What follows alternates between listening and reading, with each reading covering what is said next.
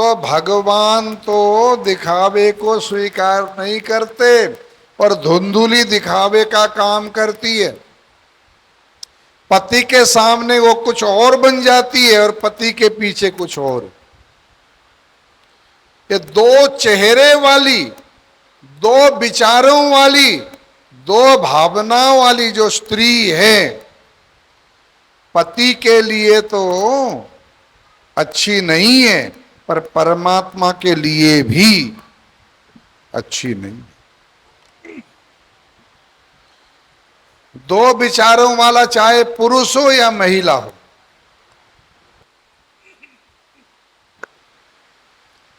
परमात्मा को स्वीकार नहीं है। भगवान तो निर्मल मन जन सो मोहि पावा, निर्मल मन जन सो मोहि पावा, मोहि कापट छल छिद्र न भावा, मोहि कापट छल छिद्र न भावा। श्री राम जय राम जय जय राम, श्री राम जय राम जय जय राम। सामने तो नमस्कार नमस्कार, और अंदर मन से जो सोचता है कि मेरी गली में आया तो तुझे सबक सिखाऊंगा। नहीं, दो भावनाएं कभी होनी नहीं चाहिए। धुंधुली का मन तो पवित्र नहीं, भावनाएं श्रेष्ठ नहीं, लेकिन दिखावे में बहुत कुछ लगता है कि ये बड़ी सियानी समझदार है। पंडित जी के घर में कोई कमी नहीं है, लेकिन तुलसा लगाते हैं तो सूख जाती है, गौ बांधते हैं तो बांझ हो जाती है, कोई हरा बूटा लगाते हैं तो बूटा सूख जाता है। पंडित जी बड़े चिंतित हैं, उनके घर कोई संतान नहीं है। पैसे की कमी नहीं, लेकिन संतान नहीं है। अब अड़ोसी पड़ोसियों का आना जाना शुरू हो गया। अच्छे पड़ोसी भी किसी भाग्यवान को ही मिलते हैं, और ज्यादा अच्छे मिल जाएं तो उखाड़ के फेंक ही दें। घर बेचोगे क्या? आखिरकार उसका घर खरीद के उसको भगा के ही छोड़ें, यदि उनका सामर्थ्य काम कर जाए तो। पड़ोसियों ने आकर के भड़काना शुरू कर दिया। किसको? आत्मदेव नाम के पंडित जी को। पंडित जी, तुम तुलसी तुम्हारे घर में होती है लेकिन सूखी पड़ी रहती है, क्या बात है? पंडित जी ने कहा, मुझे क्या मालूम, मैं तो रोज जल चढ़ाता हूं, हरा भरा रखने के लिए पूरी कोशिश करता हूं, लेकिन सूख जाती है। पंडित जी, 6-7 वर्षों से हम देखते हैं तुम्हारे घर में गौ बंधी है लेकिन बांझ है, कोई बच्चा बच्ची कुछ भी नहीं है। अरे भैया, जैसे तुम लोग गाय पालते हो वैसे मैं पालता हूं, अब मुझे क्या मालूम क्यों बांझ रह जाती है गाय। पड़ोसियों ने कहना शुरू कर दिया, दरअसल तुम्हारे घर में संतान नहीं है ना, इसलिए तुलसी सूख जाती है, इसलिए गौ बांझ हो जाती है। तुम्हारे से तुम्हारे पितर लोग नाराज हैं, देवते सारे नाराज हैं, इसलिए तुम्हारे घर में सारा काम गड़बड़ा रहा है। इसी पाप की बांझ से वजह से गौ बांझ हो गई है, ऐसे भ्रम में डाल दिया पड़ोसियों ने। एक दिन बैठे बैठे पंडित जी तो रोने लग पड़े, मैं पापी हूं, मेरे पितर मेरे से नाराज हैं, देवते मेरे से नाराज हैं, इसलिए मेरे यहां गौ भी बांझ रहती है, मेरे घर संतान नहीं है। रोने लग पड़े। कई दिनों तक रोते रहे। एक दिन दुखी होकर, परेशान होकर घर छोड़ करके जंगल की तरफ चले गए। जंगल में बैठे बैठे रोने लग पड़े। 2-3 दिन से रो ही रहे थे। तो एक महात्मा उधर से गुजरे। महात्मा जी ने देखा, देखो भाई बहनों, ये जो चेहरा होता है ना, ये कैमरे जैसा होता है।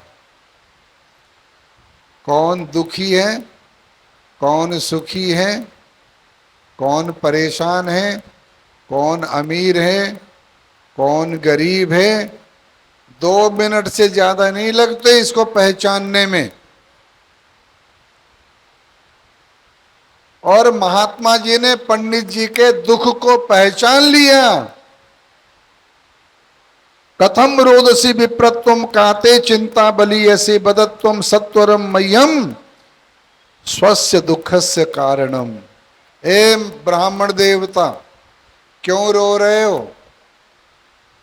अपने रोने का, अपना दुख का कारण तो मुझे बताओ। महात्मा जी ने पूछ लिया। पंडित जी ने महात्मा जी के चरणों में सिर रख दिया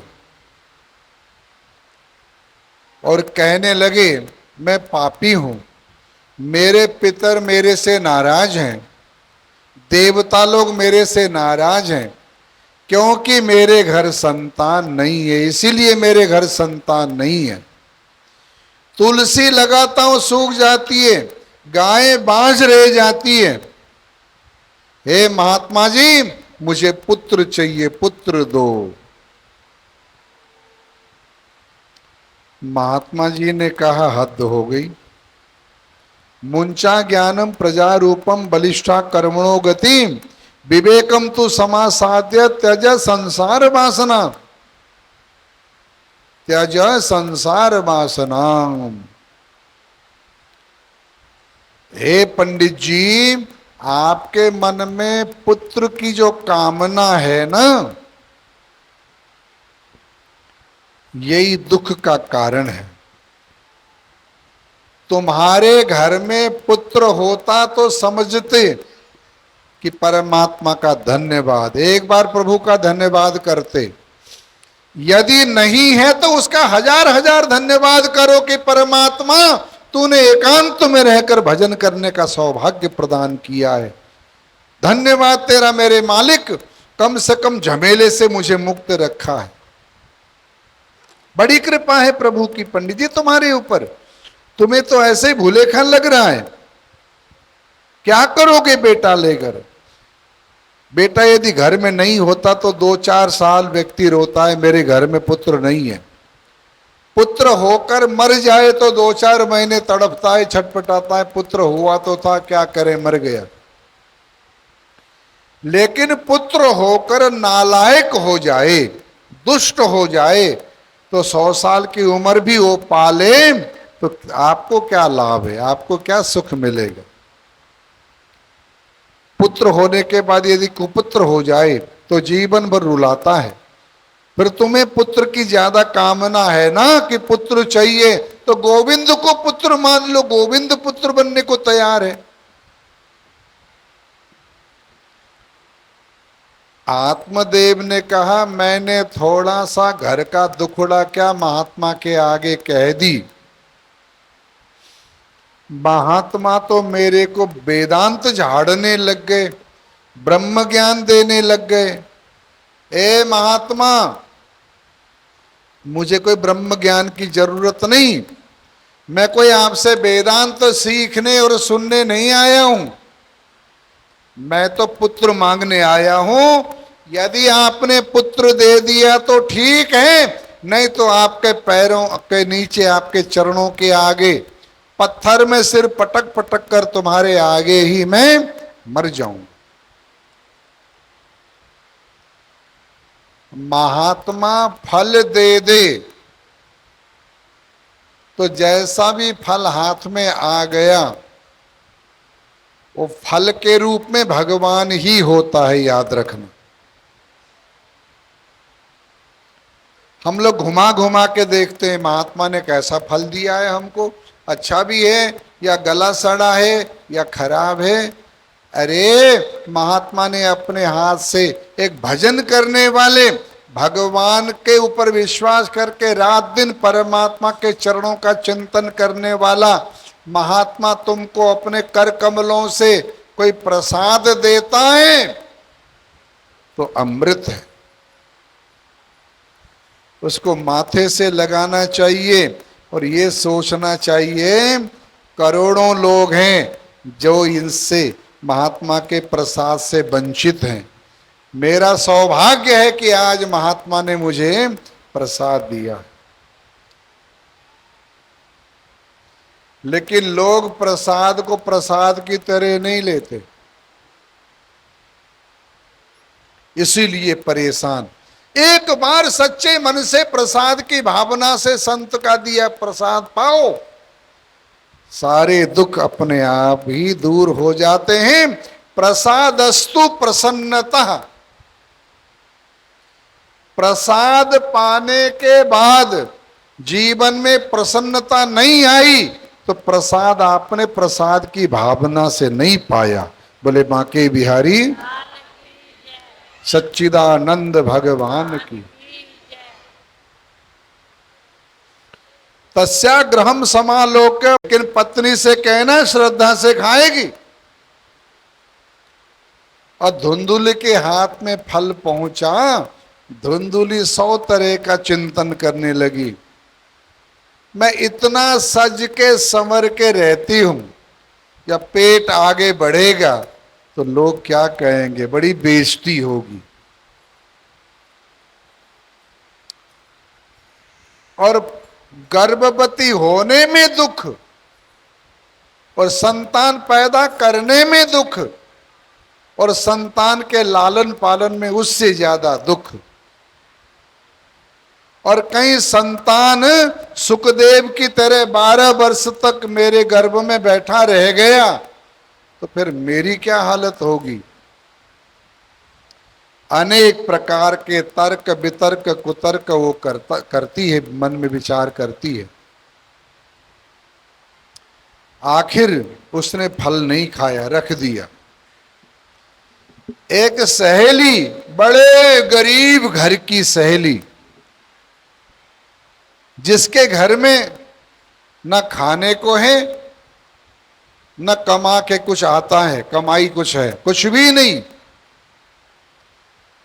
कुछ भी नहीं होने पर भी संतान कितनी है? 6 लड़के तो पहले हैं।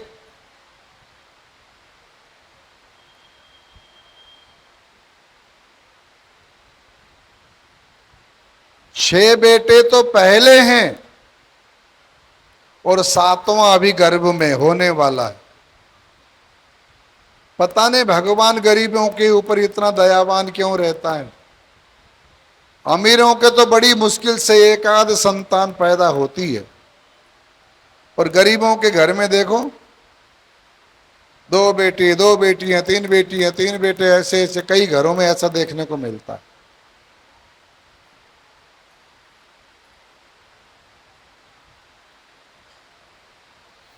तो वो सहेली एक दिन घर में आ गई, सहेली के सामने बैठ करके धुंधुली रोने लग पड़ी। मेरे पति किसी महात्मा से फल लेके आए हैं और मैं फल खाना नहीं चाहती। बहन तेरे घर में खाने वाले बहुत हैं, खाने के पदार्थ नहीं, और मेरे घर में खाने वाला कोई नहीं और पदार्थ बहुत हैं। मैं चाहती हूं तू जितना चाहे पैसा ले ले और तुम्हारे गर्भ में जो बालक है पैदा होने के बाद मुझे दे दे, मुझे वो बालक मिल जाए। सहेली राजी हो गई। समय पर अपनी सहेली के संतान को, अपनी सहेली के पुत्र को ले आई और कहने लगे, वो नाटक करती रही, मैं गर्भवती हूं, मेरे गर्भ है, नाटक करती रही, लेकिन सही में गर्भवती नहीं थी वो। सहेली के पुत्र को लाकर घोषणा कर दी कि मेरे घर संतान हो गई। पति बेचारे भोले भाले, बड़ा उत्सव किया, खूब धूमधाम से उत्सव हर्षोल्लास से किया। अब नामकरण का वक्त आया। आत्मदेव ने कहा क्योंकि मेरा नाम आत्मदेव है, इसलिए जो संतान पैदा हो रही है उसका नाम पैदा हुई है उसका नाम परमात्मा देव रखता हूं। धुंधुली झगड़ पड़ी, खबरदार, 9 महीने तक मैंने अपने गर्भ में रखा, बड़ी मुश्किल से जन्म दिया और लालन पालन भी मैं करूंगी और नाम तुम अपने अनुरूप रखोगे। नाम तुम्हारे अनुरूप नहीं होगा, नाम मेरे अनुरूप होगा। बोले तुम्हारे अनुरूप होगा तो क्या नाम रखोगी देवी? मेरा नाम धुंधुली है तो इसका नाम धुंधुकारी रखूंगी। क्या नाम रखा? धुंधुकारी नाम रखा। और श्रोताओं, गोकर्ण पंडितो ज्ञानी धुंधुकारी महाखल। गोकर्ण तो ब्रह्म ज्ञानी बन गए। 3 महीने बाद गाय ने भी, क्योंकि गाय को फल खिला दिया ये देखने के लिए कि महात्मा का दिया प्रसाद कोई असर करता है कि ऐसे गलत वलत है, लेकिन ऐसी संतान पैदा हुई, कान तो गाय के जैसे थे और सारा शरीर मानव जैसा था, मानव तन।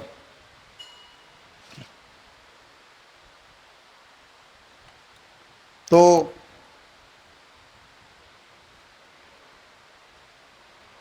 गोकर्ण धुंधुकारी महाखल, गोकर्ण पंडितो ज्ञानी धुंधुकारी महाखल। जिस घर में इकलौता बेटा हो जाए ना,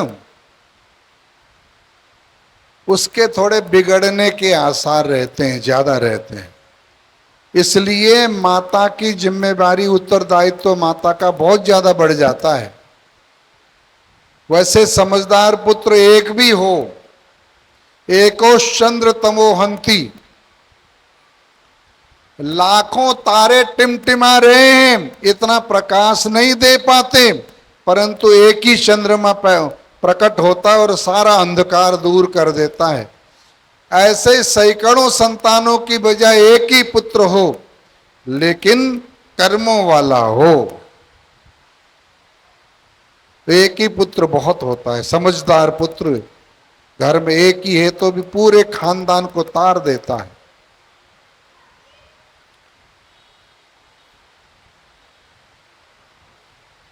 अब धुंधुकारी से गलती, आत्मदेव जी से गलती हो गई। जो पुत्र पैदा हुआ धुंधुकारी, सही शिक्षा नहीं दे पाए। सोचा एक ही तो है, सुधर जाएगा, संभल जाएगा। यदि बालक पहले कंचे खेलने लग जाए ना ऐसे, तो समझो बिगड़ना शुरू हो गया, नालियों में हाथ देने लग जाएगा जा जाके। गोली खेलते खेलते ताश का पत्ता खेलने लगा और ताश का पत्ता खेलता ताश के पत्ते में थोड़ा थोड़ा पैसा लगाने लगा जुए की तरह। फिर जुए में हारने लगा तो माँ से ले जाने लगा, माँ कुछ दे दे, माँ दे देती, बेटा ले जा कोई बात नहीं सब तेरा ही तो है। अब पैसे कम से काम नहीं चला तो सोना मांगने लगा, चांदी मांगने लगा, ले आओ सोना चांदी, माँ दे देती, ले जा कोई बात नहीं। अब सोना चांदी हारने लगा। एक दिन माँ थोड़ी सख्ती से बोली कि भाई जो कुछ था तुम ले गया, अब क्या है मेरे पास। तो माँ से जबरदस्ती चाबी छीन कर, लूट खसोट करके जो सोना था चांदी था अपने आप निकाल करके जबरदस्ती ले जाने लगा। परिणाम ये हुआ कि घर में जितना सोना था, जितनी चांदी थी, सब जुए में हारने लगा। अब घर में कुछ रहा नहीं तो चोरी करना शुरू कर दिया। 2-4 बार पकड़ा गया तो बिगड़ना आरंभ हो गया। रात्रि के 2-2 बजे काली पट्टी बांध कर घर में आता, मांस उठा के लाता, शराब की बोतलें घर में लाता। एक दिन आत्मदेव बहुत रोए, एक दिन आत्मदेव बहुत रोए। ब्राह्मण के इस मंदिर जैसे घर को मेरे पुत्र ने नरक बना दिया, नरक बना दिया। बहुत रोए, बहुत रोए, रो रहे थे। इतने में आत्मदेव पहुंच गए। पिताजी की उदासी का कारण पूछा। पिताजी ने कहा, आत्मदेव ने कहा गोकर्ण से कि पुत्र, मेरे बेटे ने मेरे घर को नरक बना दिया। जगह जगह मांस के टुकड़े पड़े हैं, जगह जगह शराब की खाली बोतलें पड़ी हैं। मैं क्या करूं, कहां जाऊं? इतना वैराग्य भी नहीं है कि मैं वन में चला जाऊं, इतना ज्ञान भी नहीं है कि मैं सर्वस्व त्याग दूं, और घर में रहूं तो कैसे रहूं? मंदिर जैसे घर को मेरे बेटे ने नरक बना दिया, नरक बना। तो आत्मदेव ने पिताजी को ज्ञान दे दिया। बहुत सुंदर। देहे स्तिमांस रुधिरे भीमतं त्यजत्वं जाया सुतादिषु सदा ममतां विमुञ्च पश्यानिशं जगदिदं क्षणभंग निष्ठं वैराग्य राग रसिको भव भक्ति निष्ठा, भव भक्ति निष्ठा। अच्छा एक बात बताऊं, मेरा शरीर है, मैं कहता हूं ना मेरा शरीर है।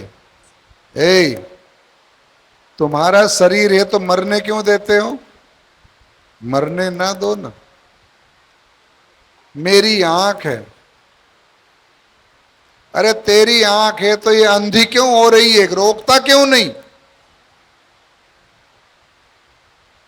मेरे कान है, कान बहरे हो रहे हैं, रोकता क्यों नहीं? तेरे कान है तो। मेरे हाथ हैं, टूट फूट रहे हैं, रोकता क्यों नहीं है? अंग प्रत्यंगों को गिनाता है, मेरा है, लेकिन वो अंग प्रत्यंग काम करना बंद करते हैं तो पूछा जाए तेरे थे तो तूने रोका क्यों नहीं? लेकिन केवल झूठी ममता है, मेरा मेरा मेरा। ये आंखों में रोशनी जब तक प्रभु चाहेंगे तब तक आएगी। प्रभु ने जिस दिन तुम्हारी तरफ से मुंह मोड़ लिया, आंखें बंद हो जाएंगी, याद रखना। शरीर की 3 गतियां होती हैं। जला देंगे तो राख बनेगा। जिनको तुम अपना मानते हो, तुम्हारे हो सकते हैं क्या ये शरीर के अंग? एकांत में बैठ करके आप विचार करके देखो, प्रश्न करो कि मैं क्या हूं। यदि आंखें हों तो अंधी हो जाती हैं, रोक क्यों नहीं पाता हूं? पैर हों तो लंगड़े होते हैं, रोक क्यों नहीं पाता हूं? मैं शरीर हूं तो मरने क्यों देना चाहिए? क्यों मरने दे रहा हूं? रोक क्यों नहीं पा रहा हूं? माता पिता मेरे हैं तो मरने के बाद वो चिट्ठी क्यों नहीं लिखते कि हम कहाँ हैं, सुखी हैं दुखी हैं? यदि बेटा बेटी मेरे हैं तो जन्म लेने से पहले सूचना क्यों नहीं देते कि पिताजी हम आ रहे हैं? इसका मतलब क्या है? अच्छा, हम दिन में सोकर उठते हैं तो जगने के बाद सोने के पहले का चक्कर क्यों है? अंत में विचार करना पड़ेगा कि जिसको तुमने अपना माना है वो केवल वहम है, वहम, केवल वहम है, एकदम नाटक है। समाज में प्रतिष्ठा पाने के लिए सुंदर मकान धर्म है, मकान बनाना धर्म है। पत्नी और बच्चों से प्रेम करना भी धर्म है। दुकान पर 8 घंटे बैठकर धन कमाना भी धर्म है। जो भी धन हम कमाएं उसे पति बच्चों में खर्च करना, समर्पित करना भी धर्म है।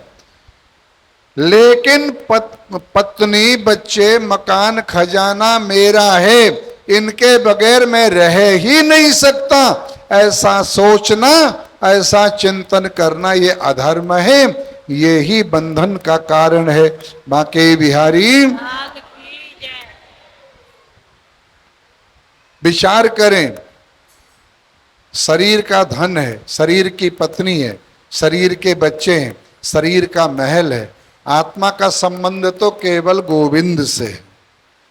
ध्यान देना, गोकर्ण जी महाराज बोले, आप कहते हैं कि मैं वन में चला जाऊं तो वन में जाने से भगवान मिलते हैं क्या? यदि वन में जाने से भगवान मिलते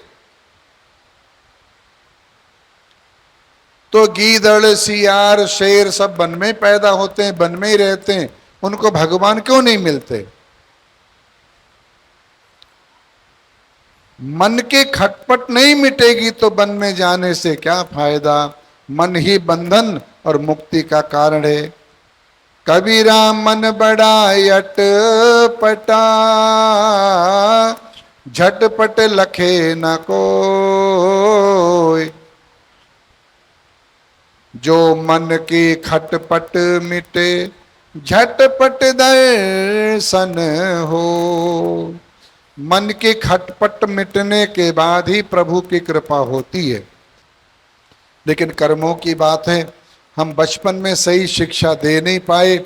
जैसे आत्मदेव ने अपने धुंधुकारी को सही शिक्षा नहीं दी, ऐसे ही हमने भी अपने बच्चों को सही उपदेश नहीं दिया, इसलिए आज हमारे लिए उल्टे पड़ रहे हैं। खैर, मां कुएं में गिर के मर गई, पिता जंगल में चले गए, भाई गोकर्ण है वो तीर्थ करने चले गए। धुंधुकारी ने सोचा मेरा ही साम्राज्य है, 5-5 वेश्याओं को लेके आया, और ये 5 वेश्याएं भाई बहनों हमारे सबके साथ में हैं। ये 5 वेश्याएं हम सबको तंग कर रही हैं। ये 5 वेश्याएं कौन कौन सी हैं? शब्द, स्पर्श, रूप, रस और गंध। शब्द के हम बड़े शौकीन हैं, और हिरण केवल एक विषय का आदी है। उसको पकड़ने वाले जो शिकारी होते हैं वो सुंदर संगीत सुनाते हैं, हिरण आकर्षित होकर आता है, शिकारी पकड़ करके अपने बस में कर लेते हैं हिरण को, उसका शिकार कर लेते हैं। एक ही विषय के कारण हिरण मारा गया, केवल शब्द के कारण। हाथी स्पर्श का सुख, स्पर्श का आदी है। कोई हाथी पकड़ने वाला क्या करता है? एक मचान, नकली मचान बना देता है, कागज से ढक देता है, कागज की हथिनी बना देता है, और हाथी दूर से देखता है हथिनी खड़ी है, उसका स्पर्श करने के लिए हाथी दौड़ा आता है, लेकिन वो मचान नकली मचान है, वो खड्डे के ऊपर मचान होता, खड्डे में गिर जाता है और हाथी जिंदगी भर के लिए बंधन में आ जाता है। कई दिनों तक भूखा रखकर महावत एक अंकुश से उसको अपने अधीन कर लेते हैं। एक ही विषय का आदी होने पर भी हाथी पकड़ा गया, बंधन में आ गया। रूप, आपने कभी देखा है पतंगे होती हैं, कहीं लाइटों में बरसात के समय आप देखना है पतंगे उड़ उड़ के आती हैं लाइटों में, और हजारों पतंगे जल जल करके नीचे मर जाती हैं। लेकिन रूप की इतनी आदी होती हैं कि मरते दम तक भी उस रूप को, सुंदरता को, लाइट की सुंदरता को, दीपक की सुंदरता को छोड़ नहीं सकती। तो एक ही विषय के कारण पतंगे मारे गए। भौरा जो होता है वो गंध का शौकीन होता है, सुगंधि का शौकीन होता है, कमल के पुष्प में आकर के बैठ जाता है, और कमल का पुष्प रात को बंद होता है, भौरा अंदर ही बंद हो जाता है। रात को आकर के घूमते फिरते हाथी उस कमल के पुष्प को खा जाते हैं। और हा हंत हंत नलिनीम गज उज्जहार, एक सुगंधि के विषय के आदि होने पर भौरा मारा गया। और रस का आदि जो है मछली होती है, मछली पकड़ने वाले क्या करते हैं, वो डालते हैं ना धागा सा, धागे में कांटा होता है, कांटे में कोई थोड़ा सा कुछ खाने का पदार्थ जो मछली पसंद करती है वो डाल करके धागा पानी में फेंक देते हैं, और मछली आ करके उस स्वाद के चक्कर में कांटे में अपना मुंह लगा लेती है और जिंदगी भर के लिए वो मारी जाती है। ये पांचों के पांचों एक एक विषय के कारण मारे गए। हे मानव, तू तो पांचों का अधीन है, तुझे शब्द का भी शौक है, स्पर्श का भी शौक है, रूप का भी शौक है, रस का भी शौक है, गंध का भी। तेरा क्या हाल होगा, तू कैसे बच पाएगा बांके बिहारी। तो श्रोताओं, ये पांच वेश्याएं हमारे भी साथ में, ये पांचों वेश्याएं हमें रात दिन दौड़ाती रहती हैं। चलो, कथा लंबी होती जा रही है, समय कहता है कि बस करो, लेकिन ये धुंधुकारी का प्रसंग को विश्राम देना चाहता हूं।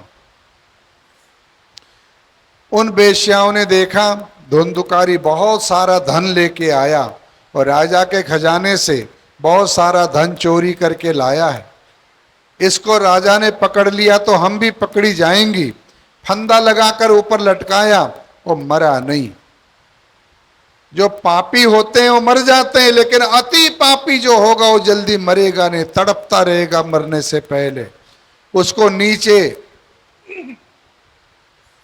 उसका फंदा तो लगाइए, उसके मुंह में जलते हुए अंगारे ठोंस दिए और वो तड़प तड़प करके अपने प्राण त्याग देता है।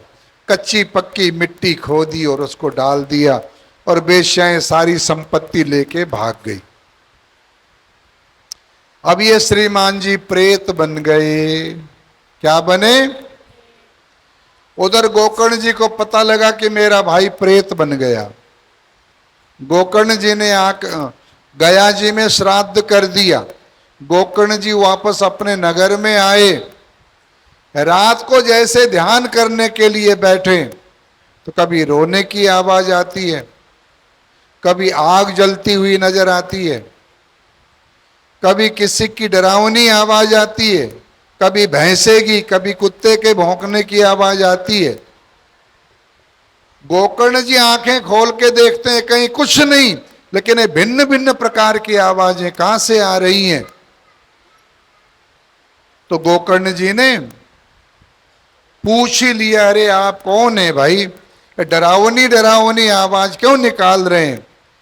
तब उसने रोते हुए कहा कि मैं आपका भाई धुंधुकारी हूं।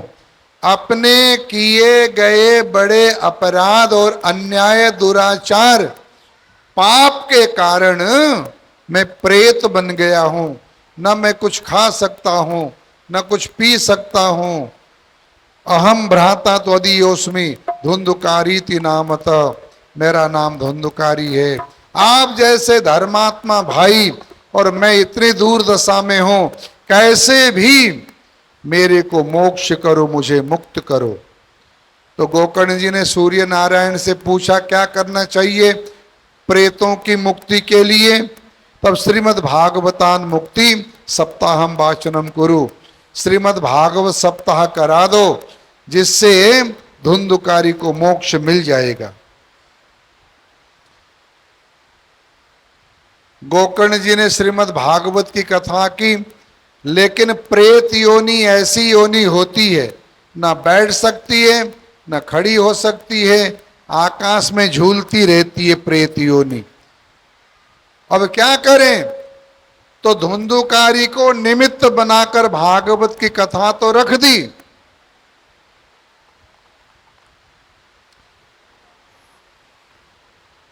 कई लोगों का ध्यान कथा में बड़ी एकाग्रता से, भैया मजा आ रहा है बांके बिहारी, लेकिन अब समय हो गया तो प्रसाद की तरफ भी जरूरी है। एकाग्रता से प्रसाद की तरफ भी हमें देखते रहना चाहिए, कहीं ऐसा ना हो दूसरे लोग लेके भाग जाएं और हम यहाँ बैठे रह जाएं। धर्म की अधर्म का प्राणियों में विश्व का जयकार है वीर बजरंगे। अच्छा, कहां तक पहुंचा प्रसंग?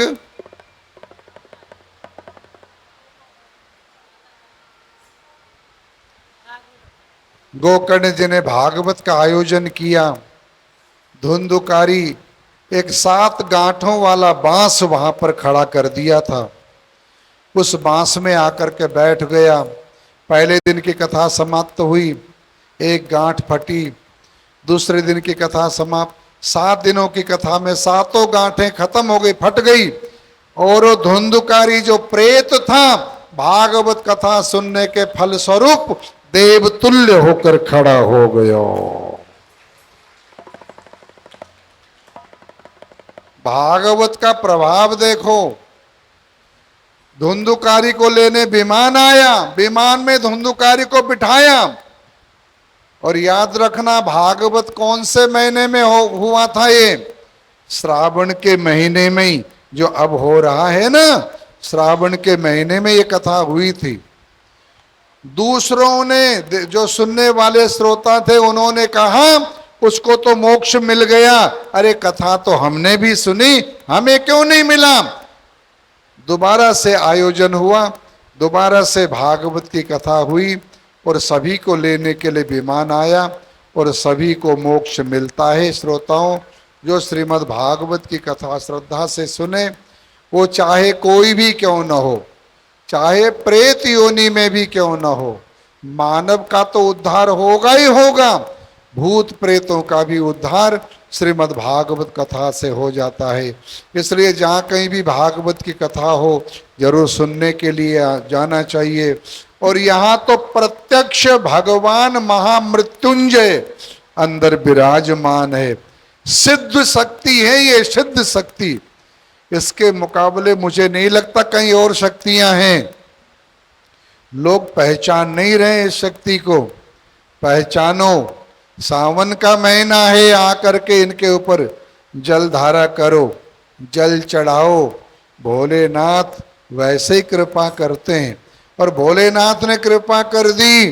सावन के महीने में धुंधुकारी का मोक्ष हो सकता है। तो जैतो मंडी के भक्तों के लिए भी मैं भागवत का आयोजन कर देता हूं, ताकि मेरे समक्ष बैठकर जैतो मंडी के भक्त लोग भी भागवत की कथा सुनकर मोक्ष को प्राप्त करें, इनका भी उद्धार हो जाए। इसलिए श्रीमद् भागवत का महामृत्युंजय ने ही आपके ऊपर कृपा करने के लिए आयोजन किया। ये महामृत्युंजय महादेव आप सबके ऊपर कृपा करें और श्रीमद् भागवत की कथा का आपको लाभ मिले। ओम शांति।